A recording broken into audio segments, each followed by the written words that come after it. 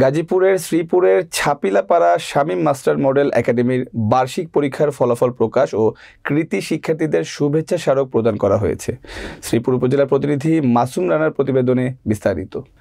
বুধবার সকালে Shamim master model academy চত্বরে শামীম মাস্টার মডেল একাডেমির সভাপতি শেখ তাজউদ্দিন আহমেদের সভাপতিত্বে এবং শামীম মাস্টার মডেল একাডেমির পরিচালক শামীম আহমেদের সঞ্চালনায় প্রধান অতিথি হিসেবে উপস্থিত ছিলেন শ্রীপুর উপজেলা কিন্ডারগার্টেন অ্যাসোসিয়েশনের সভাপতি এবং গাজীপুর জেলা বিএনপির স্থানীয় সরকার বিষয়ক সম্পাদক আবুল হোসেন প্রধান।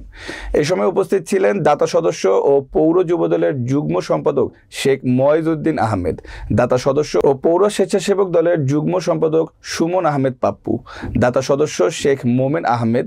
এছাড়াও স্কুলের শিক্ষক শিক্ষিকা, ছাত্রছাত্রী, অভিভাবক এবং স্থানীয় গণ্যমান্য ব্যক্তিবর্গ উপস্থিত ছিলেন। আলোচনা সভা শেষে কৃতী শিক্ষার্থীদের মাঝে সম্মাননা স্মারক এবং নতুন বছরের বই বিতরণ করা হয়।